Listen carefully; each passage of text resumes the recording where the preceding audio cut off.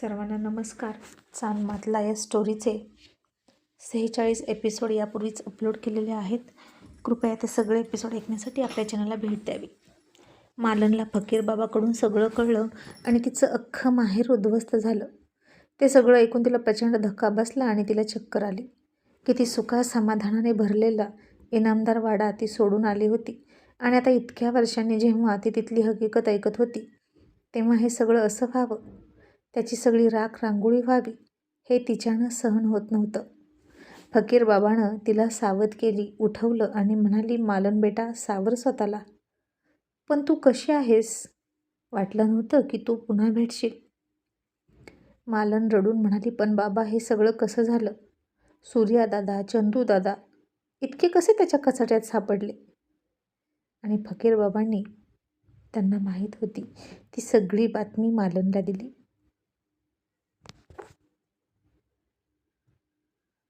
आणि सगळं सांगितलं आणि ते ऐकून मालनला खूप दुःख होत होतं. आणि ती म्हणाली, पण बाबा, माझा शशी कसा आहे? त्याचं काहीच सांगितलं नाही बाबा तुम्ही. आणि ते ऐकलं आणि बाबा म्हणाले, त्यानं पाटलाचा खून केला आणि सगळ्यांचा बदला घेतला आणि तो आता तुरुंगात होता. त्याला जेल झाली होती, पण असं कळतंय की तो तिथून सुद्धा पळाला मागच्या काही दिवसातच. चंद्रकांतची मौत झाली त्याचवेळी तो पळाला तुरुंगातून. आणि आता मात्र मालनला कळत होतं की तो फोटो ज्यावर इनामदार असं लिहिलं होतं, चंद्रानं ते वाचलं होतं. बहुतेक तो शशी होता का? माझा शशी, माझा लाडका शशी. आणि ही काय अवस्था झाली माझ्या माहेरची. किती हसतं खेळतं गोकुळासारखं होतं माझं माहेर. इनामदार वाडा सतत गजबजलेला असायचा, पण कुणाची दृष्ट लागली कुणास ठाऊक.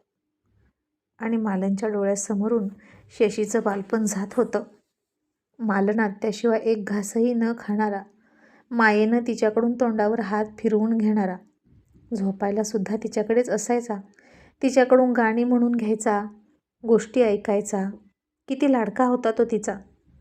मालन जेव्हा छगनसोबत लग्न करून आली तेव्हा सगळ्यात जास्त तिला शशीची आठवण येत होती. शशीला सुद्धा सगळ्यात जास्त तिची आठवण येत होती. पण हळूहळू मालनचा विषय घरात कुणीच घेतला नाही आणि शशी मालनला विसरून गेला.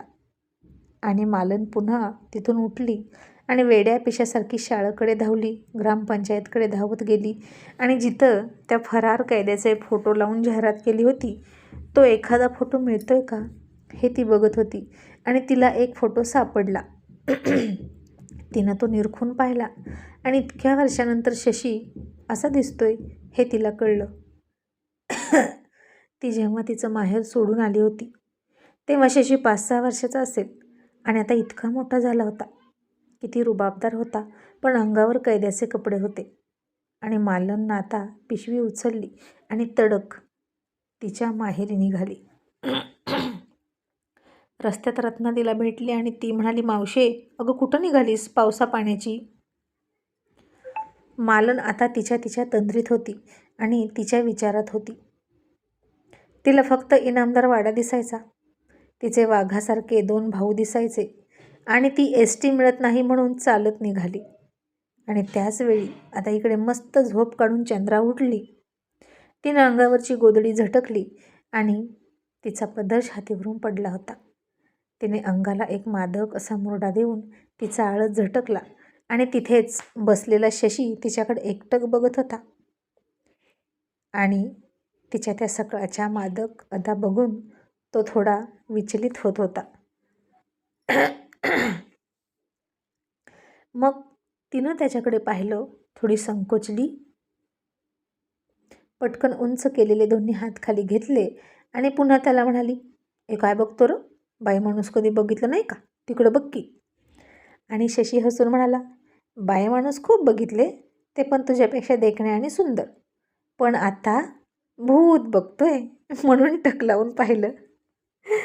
आता आवर पटकन, तुला ड्रॉप करून मला पुन्हा जायचं आहे. चंद्रा म्हणाली, लगेच जाशील का? शशी म्हणाला, मग इतकी सगळी रक्कम घेऊन तुझा पाहुणचार घेत बसू का? चंद्रा म्हणाली, मग काय त्यात, तू नाही का मला सांभाळलं इतक्या दिवस, तसंच माझ्याकडे राहिला तर हरकत नाही. आणि शशी हसून म्हणाला, अगं तुला तुझं घर माहीत नव्हतं म्हणून तू राहिलीस, नाईलाज म्हणून. पण मला तर माझं घर माहीत आहे ना.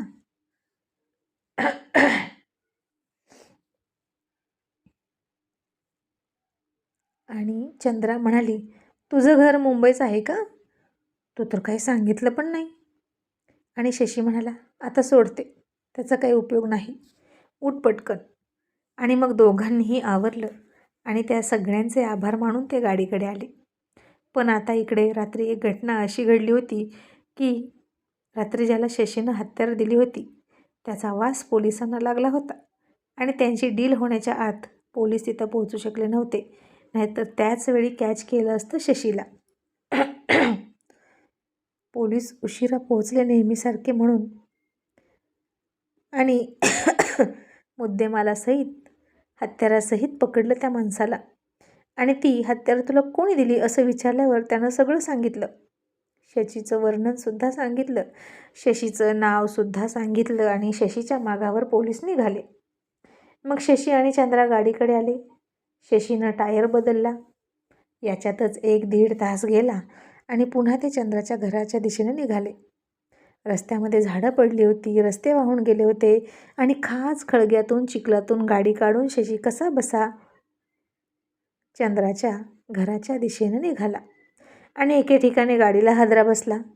चंद्रा खूपच घाबरली आणि तिनं शशीच्या हातावर हात ठेवला. तसं तिच्या हाताचा स्पर्श होताच शशीने तिच्याकडे पाहिलं आणि ती मात्र तसंच हातावर हात ठेवून म्हणत होती, ए जरा नीट चालव की गाडी, तुला येते का नाही रे गाडी चालवायला? शशी म्हणाला, मग मुंबईवरून इथपर्यंत तुला कुणी आणली ग? आणि हा रस्ता असा आहे तर मी काय करू की हवेतून गाडी घेऊ का आता? आणि तो हात काढा आधी, मला गिअर बदलू दे. तसं चंद्रानं जीप चावत संकोचात हात बाजूला घेतला. मग इकडे पोलीस स्टेशनमध्ये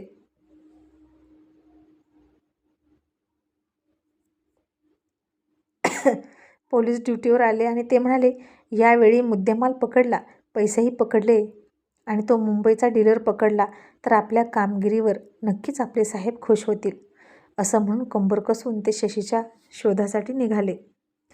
आणि इन्स्पेक्टर म्हणाले, तो नक्कीच मुंबईच्या दिशेने गेला असेल, काम झाल्यावर तो इथे कशाला थांबेल आणि काय माहीत आतापर्यंत पोहोचलासुद्धा असेल मुंबईमध्ये. दुसरे कॉन्स्टेबल म्हणाले, साहेब मला काय म्हणायचे, रस्ते खूप खराब झालेले आहेत, तो कुठेतरी अडकला असणार नक्कीच, आपण आपल्या हद्दीपर्यंत तरी त्याचा पाठलाग करूया. आणि आता पोलीस उलट्या दिशेनं म्हणजेच मुंबईच्या रस्त्यानं शशीला शोधत गेले आणि शशी पुढे गेला. जसजसं चंद्राचं गाव जवळ येईल तसा चंद्राला आनंद होत होता आणि गावाच्या वेशेतून जशी गाडी आत आली तसं दौलतच्या माणसानं चंद्राला बघितलं आणि तो पळतच दौलतकडे गेला. चंद्रा गावात आली हे सांगायला, कारण चंद्रा गावात आली की तिचे वेशीपासून धिंडोडे काढायचे अब्रूचे असं दौलतनं ठरवलं होतं.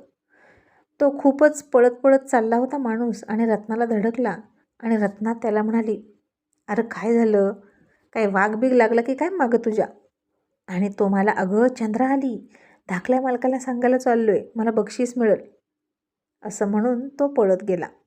आणि हे ऐकलं तसं रत्ना खूप घाबरली आणि ही चंद्रा पुन्हा गावात आलीच कशाला असं तिला वाटलं. आता तिचं काही खरं नाही, दौलत खूप पिसळला आहे, तिचा बदला घ्यायला टपलाय, त्यात मालनही इथे नाही तिला वाचवायला. आता काय करायचं, मलाच काहीतरी केलं पाहिजे असं म्हणून चंद्राच्या दिशेनं रत्ना पळायला लागली, तिला तिथंच अडवायला आणि तिथूनच परत पाठवायला.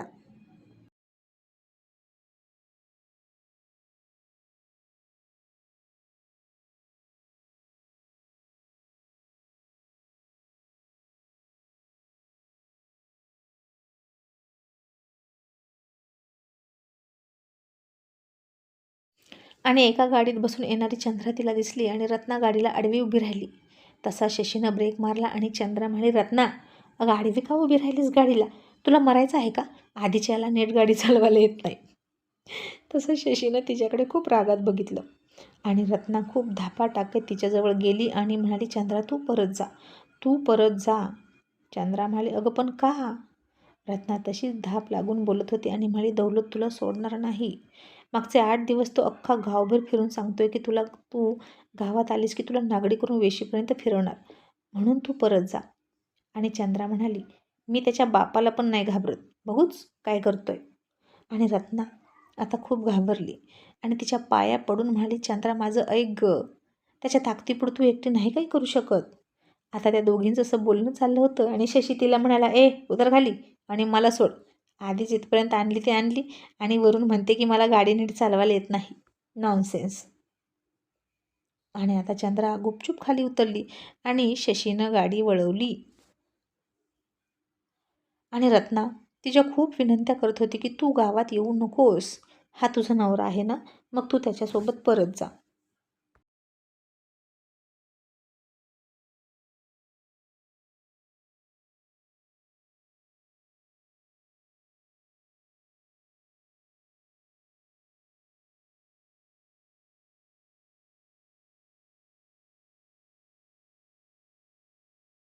आणि इकडे दौलतला कळलं की चंद्रा आली आहे. तसा तो सुद्धा त्याची माणसं घेऊन चंद्राला आडवा निघाला. तिथेच तिच्या अब्रूचे धिंडवडे काढायचे, तेही आजच्या आज, असं त्यानं ठरवलं.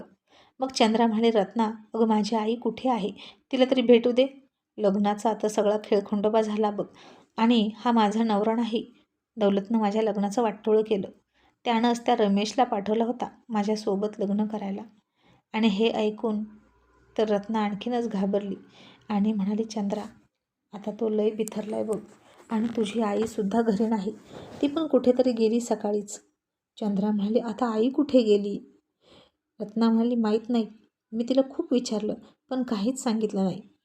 इतक्यात दौलत तिकडून येताना दिसला आणि रत्ना म्हणाली, चंद्रा तुला तुझ्या आईची शपथ, तू जा. मग आता चंद्राने एकीकडून येणारा दौलत बघितला आणि पाठीमागं वळून बघितलं तर शशी गाडी सुरू करून निघाला सुद्धा होता आणि ती लगेच तशीच शशीच्या गाडीच्या मागं पळायला लागली. आधी त्याचं लक्ष नव्हतं, पण नंतर त्यानं आरशामध्ये पाठीमागून पळत येणारी चंद्रा बघितली.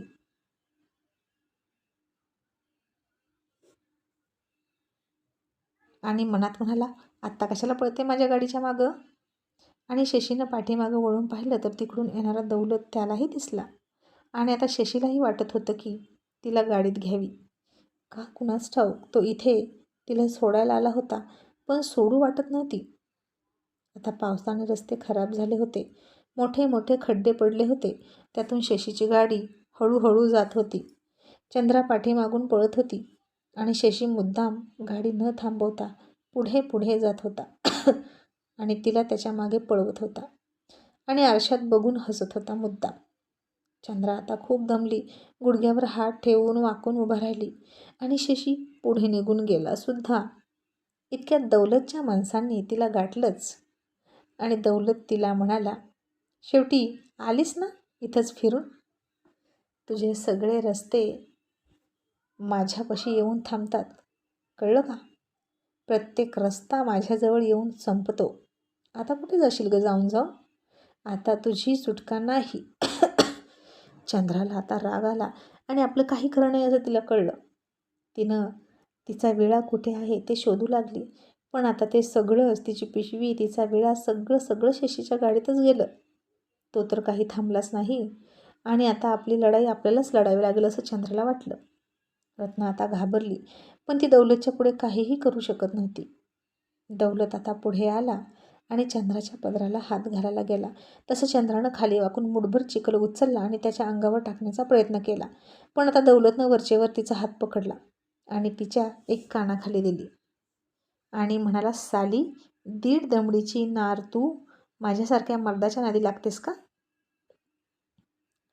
आता तुझा माज पक्का जिरवणार. असं म्हणून त्यानं तिचा पदर खेचला आणि साडी फेडणार इतक्यात त्याच्या कंबरड्यात कुणीतरी सणसणीत लाथ घातली आणि दौलत चिखलामध्ये पालथा पडला.